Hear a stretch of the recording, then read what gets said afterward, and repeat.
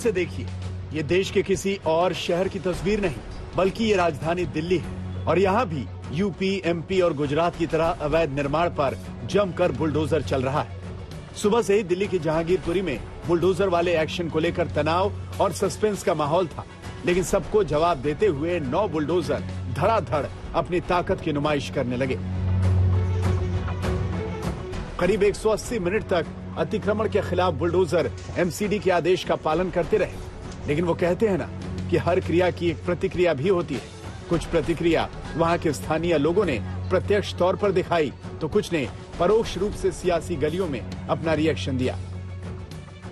घर का अंदर सो रहा था, ये तोड़ ताड़ के चला गया। घबराहट हो रहा है, सब पुलिस वाला आ गया, मेरे को डर लग गया। अचानक आए और किसी के घर में बच्चे हैं, अगर कोई हादसा हो जाए या कुछ, इसके जिम्मेवार कौन है? सिर्फ दंगों को जैसे बुलडोजर चला है यहाँ। हमें बोला भी नहीं है, सामान हटाने के लिए कुछ भी नहीं बोला। आपको कोई नोटिस मिला? नहीं, कुछ नहीं बताया, कुछ भी नहीं बताया पहले से। हालांकि जहांगीरपुरी में बुलडोजर वाले एक्शन पर करीब 3 घंटे बाद रोक लगा दी गई। सुप्रीम कोर्ट में इस मामले में गुरुवार को सुनवाई होगी, लेकिन तब तक 12 से ज्यादा अवैध निर्माण को ढाया जा चुका था। एक्शन नॉर्थ एमसीडी की ओर से हुआ था, जिस पर बीजेपी का कब्जा है। लिहाजा राजधानी में पहली जंग, राजनीतिक जंग, बीजेपी बनाम आम आदमी पार्टी के बीच छिड़ी। धर्म की आड़ में जमीन पे इलीगल कब्जा तो नहीं करा सकते। क्या आम आदमी पार्टी ने रोहिंग्याज को ओखला से लेके जहांगीरपुरी तक जमीन पर इलीगल कब्जे नहीं करवाए?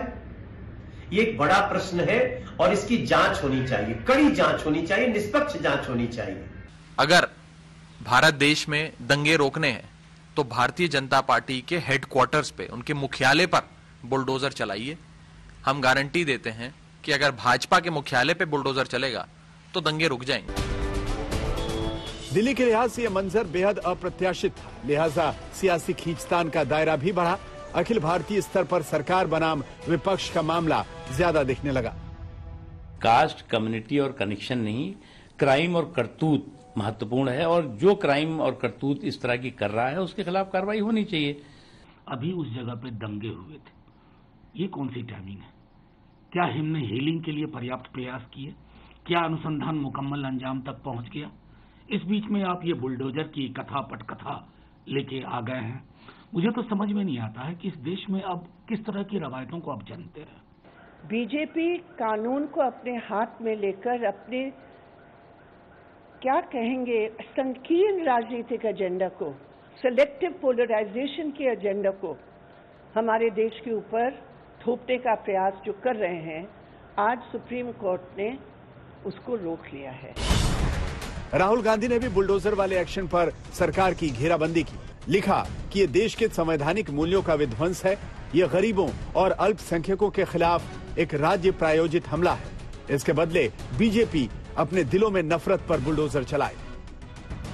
हालांकि एमसीडी और पुलिस के एक्शन पर भी सवाल कई हैं। जब सुप्रीम कोर्ट का कार्रवाई रोकने का मौखिक आदेश था तो पालन क्यों नहीं हुआ? सुप्रीम कोर्ट के लिखित आदेश का इंतजार क्यों नहीं किया गया? लोगों की माने तो उन्हें पहले से कोई जानकारी या नोटिस क्यों नहीं दिया गया? हालांकि पुलिस बार बार ये कह रही है कि बुलडोजर वाला एक्शन 16 अप्रैल की हिंसा का रिएक्शन नहीं है। अरविंद ओझा, अंजना ओम कश्यप, अर्पिता आर्या के साथ शुभंकर मिश्रा, दिल्ली आज तक।